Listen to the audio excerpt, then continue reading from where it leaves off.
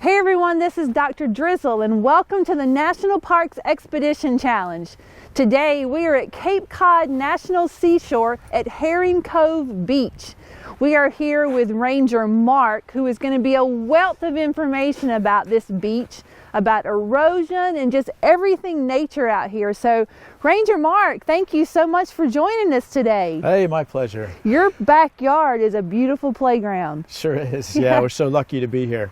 Well, how did you get here? Where did you work before this? Well, this is my first park, even though I've been here for almost 30 years.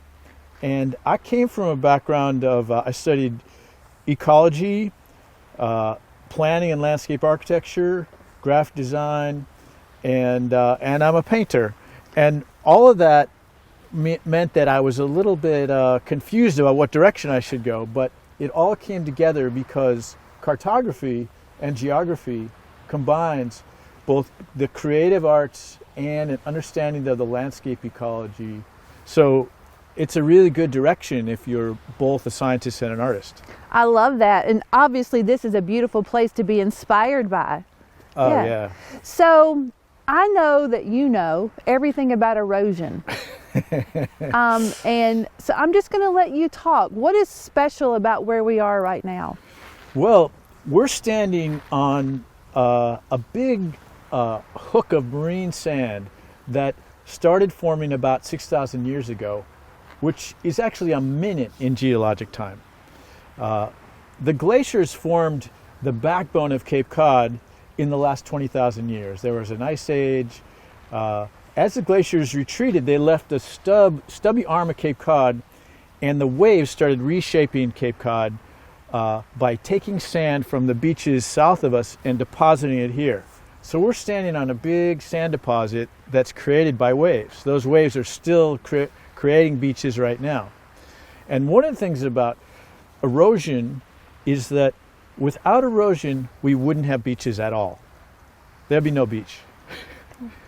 Because the erosion is driven by waves that pick up the sand and carry it in a river around the near shore. We call it the littoral zone. And those waves, that energy, that's, you could actually, we have a volunteer who counts waves for us as a part of a project. And there's, on average, there's a wave every 6 seconds. Stormy or calm, the waves come in, and a square meter of water is about a ton. And so each wave can carry tons of sand. If you stir up a cup of sand, you'll see the particles become suspended. So the waves just keep that sand suspended and bring it along the coast, take it from one place and deposit it in another. And that's why we have a beach. If we didn't have that erosion constantly supplying sand, then the beaches would be starved of sand and we would just have rock. So thinking about erosion, we think about erosion as taken away. Mm-hmm. But you're saying that here, the erosion is bringing the sand here. It's both. And, while some of the sand is moving down, and if you took a long walk, there's a long spit where the lighthouses are, and that's receiving sand from here. So even this sand is moving towards the lighthouses, but it's also coming from all the way around the Cape, carried by this wave action. Well, you're leaning on something right now that makes me think either you're just tired or this is a prop or a tool that you use. So what is that? Well, this is a very fancy GPS unit. And, nowadays we have GPS units in our phones. We can map our run. We can map points with our phones. But this unit goes for about $15,000 because it's very precise, and it allows us to get not just our position in coordinates, but our elevation. And the importance of elevation is it tells you how much sand is deposited on the beach. So we do elevation measurements at all these stations around the beach. What's interesting is that they've been doing this kind of survey work since the Egyptians. They put the pyramids down with survey methods that were optical, but now we use satellites. There was a gentleman who came to Cape Cod in the 1890s who created stations all around the Cape and surveyed where the sand was. we were able to, because of the latitude and longitude system, we can still find those same stations, and we can use those as our benchmarks for telling how much sand has moved in a more than 100 years. That gives us a really good picture of what the trends are. And one of the cool things about science is it gives us perspective over time. Because you could come out day to day and see this place change. Every day it changes. The tides come in, the tides go out. But to give us that 100-year perspective, to zoom out and see it, is what tells us what's really going on. Well, why is it so important to notice the trends? Well, I'll tell you an example. We have a beautiful bathhouse here with snack bar and changing rooms, and it has solar panels. It's sustainably built on a little platform here. When I first came here, there was an old bunker of a concrete building right where we stand right now. That building was built as a response to the big hurricane of 1938. And after the war, after 1938, they said, let's make a building that will last forever. Little did they know that with the advantage of that 100-year data, we know now that this beach is moving in a constant trend. The beach is retreating. Like many places in the country, there's a constant retreat. They used to think that it would come out and go in, that the retreat was just variable, but now we know that it's very constant. And so over time, we can expect that even this new bathhouse, which is built 100 feet back from the old one, we will be moving that in, let's say, 40 years. So what does that mean for the next generation that's going to be using this? Well, one thing, as the national park, we really value this experience of bringing people to the beach. You know, some people might say, why build anything in a place that's so dynamic and unstable that you can't rely on it being there from storm to storm? Well, as humans, as good humans, we need to understand nature, and so we need people to have those experiences of enjoyment, etc. But what we've done here is try to use that rate of change that we know, which is about 3 feet per year.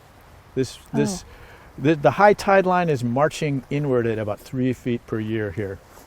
So you can almost pace that off and measure a year of change with just the simple tools of your own pace. But what we know is that we're ready when that change comes. We can crane these buildings up. They're modular, and we can move them back. We actually put in sewer and water lines that connect to the town behind this, and we can march straight back along those connections, and we'll put the building back on the other side of the road in, somewhere, we're saying 40 years. Now, we talk about climate change, and we talk about this. We know what's happened in the past 100 years, but do we know what's going to happen in the next 20 or 40 years? We might not. It might not be the same trend, the same process that we've become used to because of these global changes. So we are ready.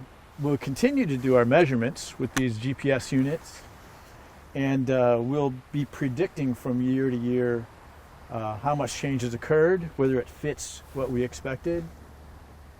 But, we work together. So both the interpreters and educators use this spot to tell a story. Our maintenance people and designers have used this as a model for good, sustainable design. And then our scientists tell them what they're up against. But I see this as being really good stewards of your time, and because you're preparing the next group of scientists and rangers, you're putting them in a good position to be successful, because you're making changes and then giving them time to make the changes that they'll need to make too. Right. And we also want every generation to have the benefit of the experience of this place. So we're trying to, sometimes people say, Mark, there's so much change here. Maybe there'll be a big storm and this place will get scoured out in one storm. People say, we're losing our beach. What's going to happen? We're losing our beach. Well, the fact is that the forces that made the beach, the waves and tides, continue, and the sources of sand are still there. So the beach will remake itself, but it will remake itself in a new place. We can kind of predict what it'll look like. It'll look a lot like this, but it'll be in a new position. And so one thing that I love, especially when I talk to kids, when I talk to people who come here, is getting their knowledge, the experience of just being a good observer and watching these changes, watching tides, watching storms, coming back year after year and seeing the changes. I think everybody can be a good observer if you pay attention, if you put your observations into a context of change. Not just scientists and planners, but I think everyone who lives in the coastal zone can become, can kind of tell this story in their own way based on their experience of using the beach. And I think just having the idea of being good observers is a great tool for all of us, no matter what we do in life, just to sit and look and see what's happening first before maybe we act on it. It's true. Go ahead. I love it when, some people, like we have bird watchers, we have people keep weather journals. All that is like extremely valuable information, because one of the most thrilling and amazing things is that there's tons of information we don't know about the most common things in nature.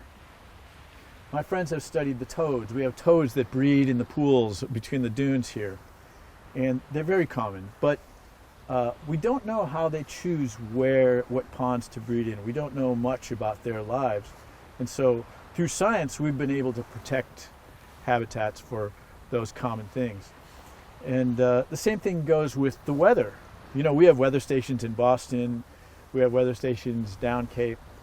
But there's a lot of variation in the weather that hits different places along the beach. So if someone's keeping their own weather journal, another really cool aspect of that is, when do flowers bloom? What's the phenology? Phenology is a cool word for basically the timing of nature. And you might notice that, we have a shrub here called shadbush, Amelanchier.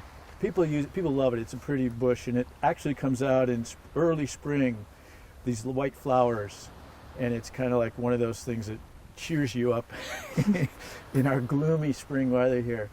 But it's called shadbush because traditionally it blooms when the shad lay their eggs. The shad's a fish. And so it's super interesting to see how that blooming time changes from year to year. We have tons of animals and plants that depend on each other for that timing of spring. And that is definitely changing. As I talk to rangers across the country, that's such a huge importance of talking about phenology. And we were just in Acadia, and the trees are dropping earlier because it's so dry. Well, when they drop that early, then we have birds that have issues with building their nests. So everything depends on each other. Everything is connected. Absolutely. What do you do on a general day in the life of Ranger Mark? What does your day look like? Well, so I do GIS is if you wanted to go to college to do mapping in the Park Service, you'd study GIS, which is Geographic Information Systems, computer mapping. And to do that, my daily job is to keep a library of map layers. And you put those layers together and you can answer a question about nature. Those layers include everything from the road system and land ownership to the groundwater, soils, vegetation, slope aspect, all these different things, super interesting. We get some of it from satellite imagery and aerial photos, but we actually go out and we actually make observations in nature. We tell what trees are growing. And by putting all those layers together, we can say, hey, the groundwater is changing in this place, and what's happening to the forest on top of it? Is it, when does the drought get to the point where the groundwater is not getting recharged enough to keep the trees in bloom for a full season. But super interesting, the idea of being a good observer. You don't really need to know botany. You don't really need to know the names of every plant to make good observations. Here, if we look around, this is a beach grass dune, and let's see, in the distance there's some shrubs. There's some bayberry, beach plum, a little rosa rugosa. There's the beach grass in the foreground. These are the kind of pioneer species that anchor the dunes. So as I said before, we have this system of sand moving from wave deposited from the ocean.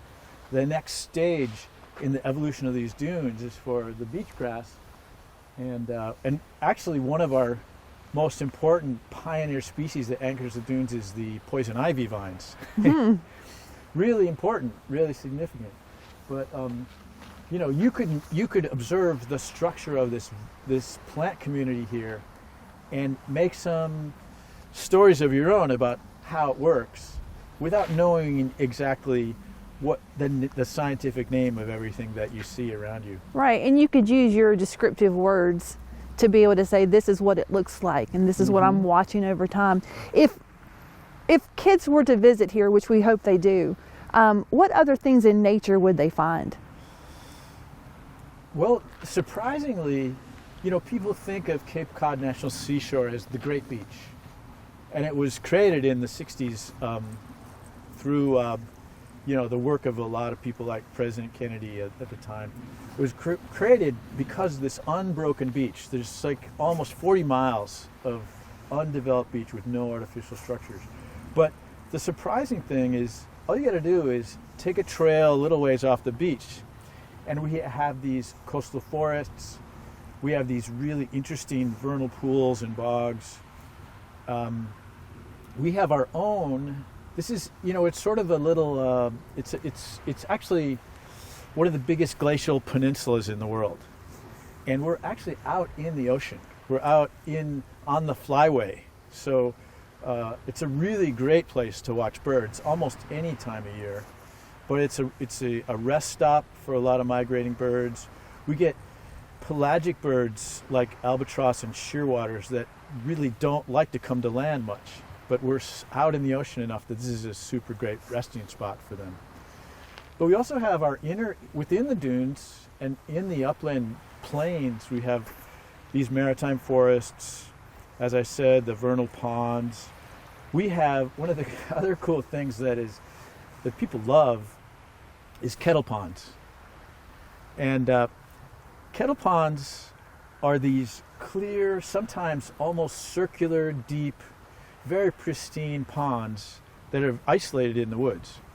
And it's they're just a beautiful phenomenon, perfect to swim in, very protected. But people wonder, what makes that perfect round pond? And you can kind of imagine, like, if you had a drink and you put an ice cube in it and you stand there, and swirl your drink, that ice cube is going to become round. And the way those kettle ponds were formed is big chunks of ice were left over from the glaciers, and when the glaciers retreated, and they sat in the plain surrounded by this sandy soil, and as they melted, they kind of moved and swirled with the wind and over time, and created these round depressions, these kettle holes. If the kettle hole is down at the level of the groundwater, then it'd be full of water. And we also have dry kettle holes that are up at higher elevation where the water drains right out. But these are some of the things that you encounter in the woods that are just very special to Cape Cod, to these glacial landscapes. So a lot of diversity here. You could spend a lot of time observing. So, we got this big body of water behind us here. And also this sign off to my left that's making me a little nervous with the great white shark. So tell me about what's in that water. Well, it's called Cape Cod, and it was actually named that in the first Europeans that came here named it that because of big schools of fish. Let's see. But There's a whole ecosystem out here that includes schools of fish, but also seals and sharks. This is a wild habitat.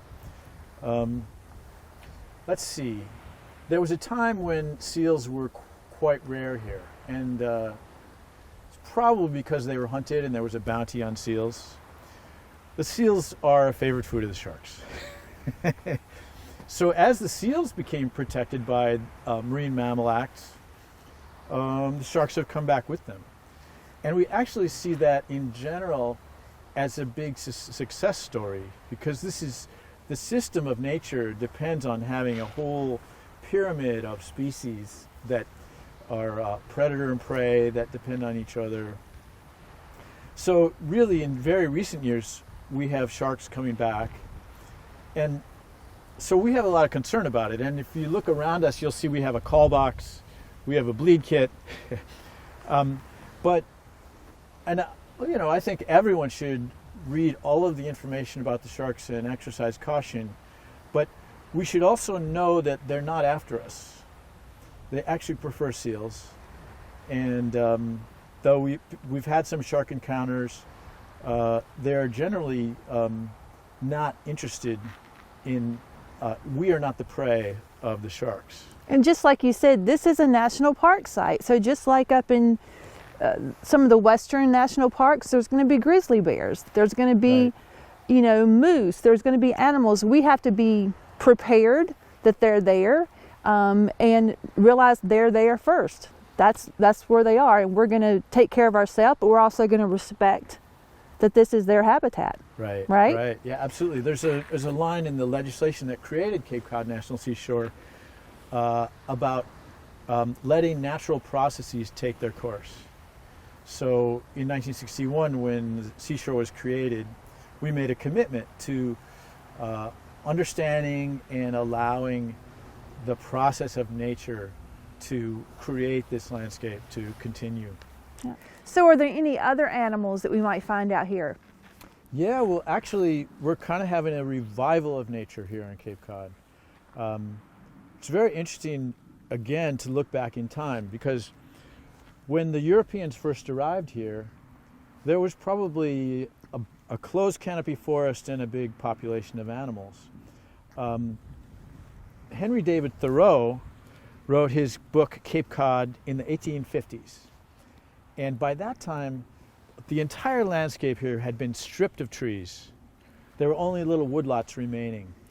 And, Thoreau writes in very vivid descriptions about the shifting sands, the vast empty landscape. People sometimes get nostalgic for that. But that was the most artificial period in the landscape history of Cape Cod, because everything was used. Every stick of wood went into somebody's stove.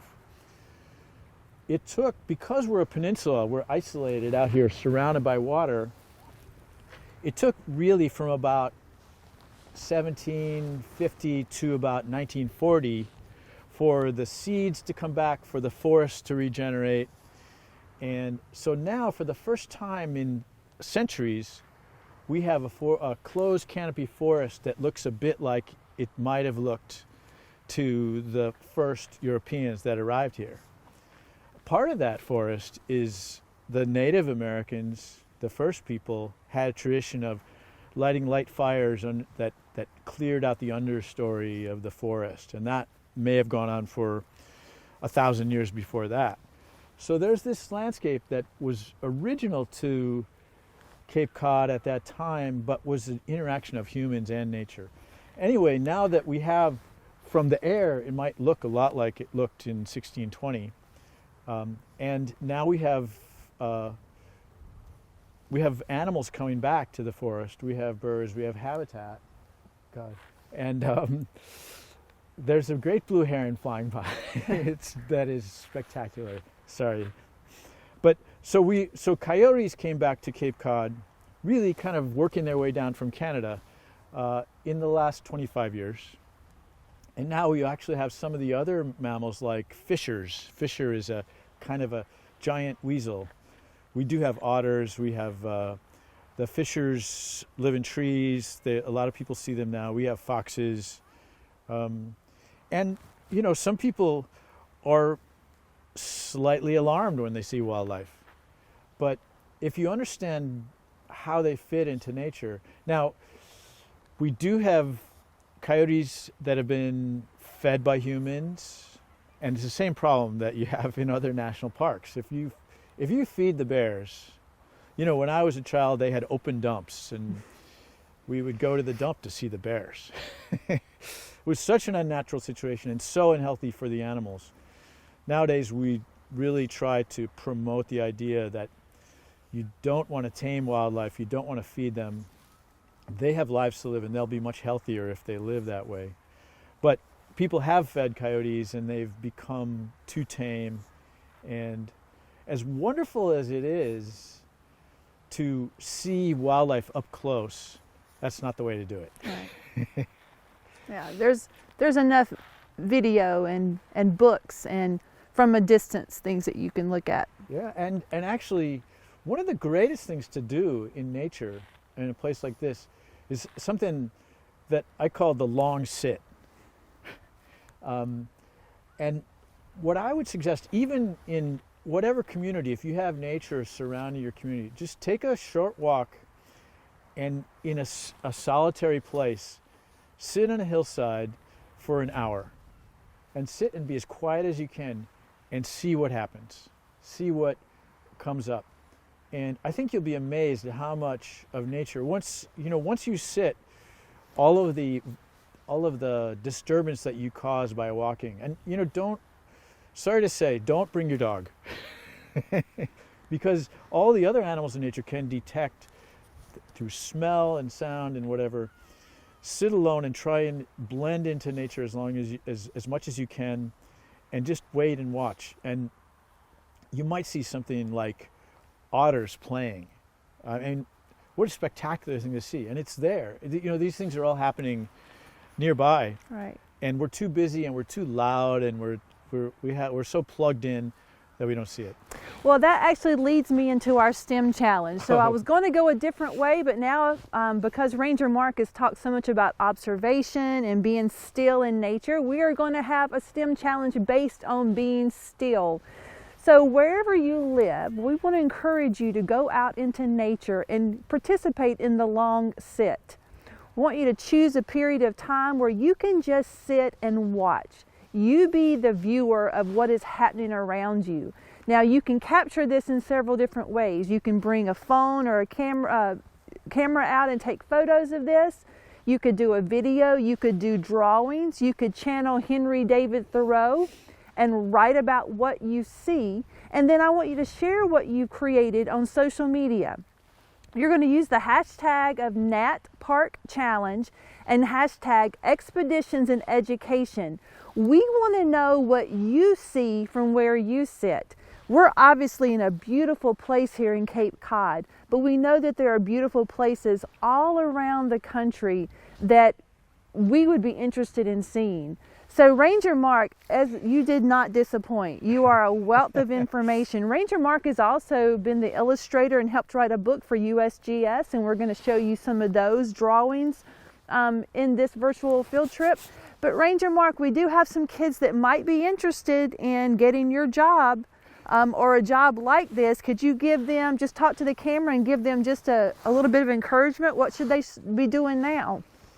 Well, I actually, of course, there's the traditional ways of in the Park Service, as you may know, there's tons of jobs. You can be a teacher, you can be a scientist, and science, there's like 10 flavors of science. There's hydrology, there's physical science, there's ornithology, there's wildlife biology, there's plant ecology.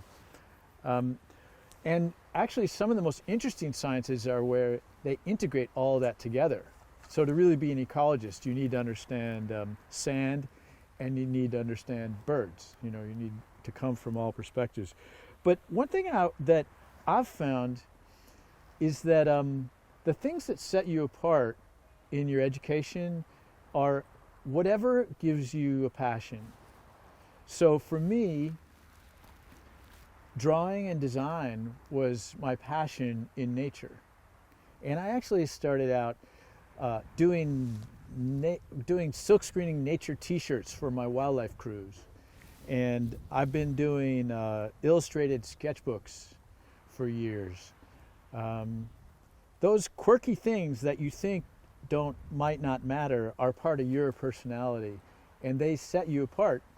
You still have to, study and get enough of a background. I actually think that everybody should know like 10 things about science, even if you're going to be an artist or no matter what career you have. I mean, we have people here who do the maintenance, who mow the lawns, who work in the office doing the budget, and a lot of them are real kind of experts in their own way about the nature of this place. Well, you said the magic word, Mark. We always talk about how we need to make sure that our passion intersects our purpose.